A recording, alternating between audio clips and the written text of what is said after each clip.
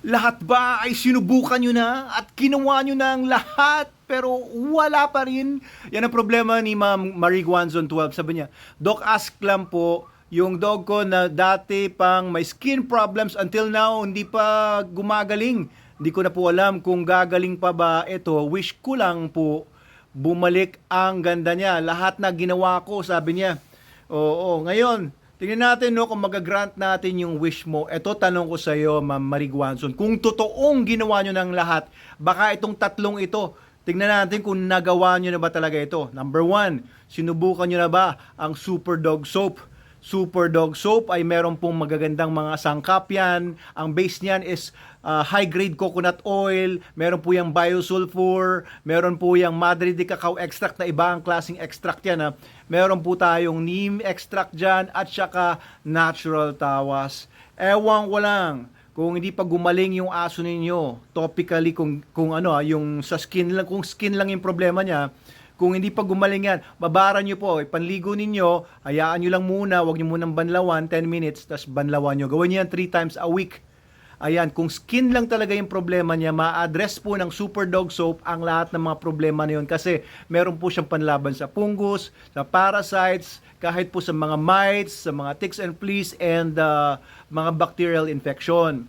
Super Dog Soap, nagawa nyo na ba yung number 1? Number 2, ayan, SDN na po ba ang pinapakain ninyo? Baka po kasi yung pinapakain niyo may inflammatory ingredients. And pagka may inflammatory ingredients po yung pinapakain ninyo, mahina po yung immune system ng aso ninyo. Hindi siya makalaban sa mga parasite sa balat. Hindi siya makalaban dahil mahina po yung sangkap sa balat niya. Baka po madali siyang pasukin ng mga bakterya, mga fungus, etc. Okay, SDN na ba ang pinapakain ninyo? Mataas po ang protein yan, 42%. The highest protein po yan sa lahat po ng mga dog food sa market. And ang protein po ang nagpapatibay sa balat po ng aso. Protein din ang nagpapatubo ng buhok. Yung mga hair po strands niyan, keratin po yan, gawa po sa protein. So, importante din yung mga gandang mga vitamins and other nutrients na makikita po sa SDN.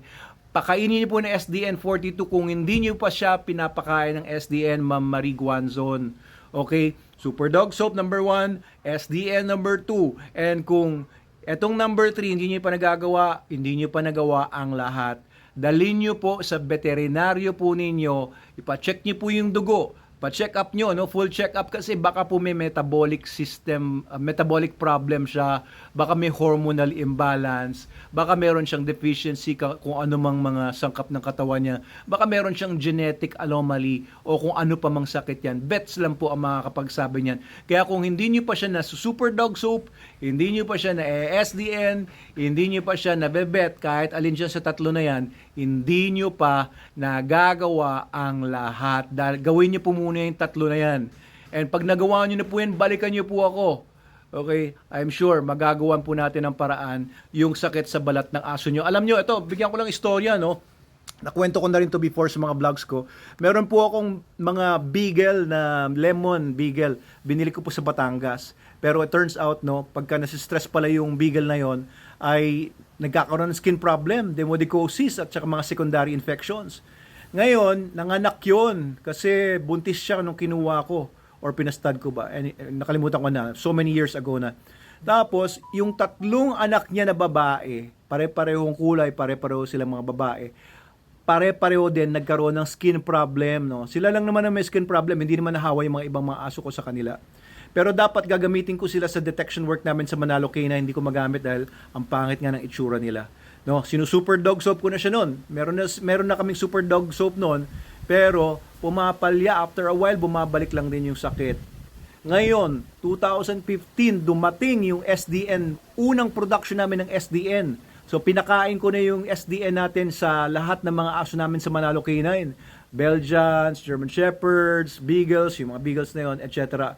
Alam nyo, in a matter of just 2 weeks, natuyo lahat ng mga sugat nitong mga beagles na to. 4 sila, no? Wala akong magawa. 2 years silang ganun.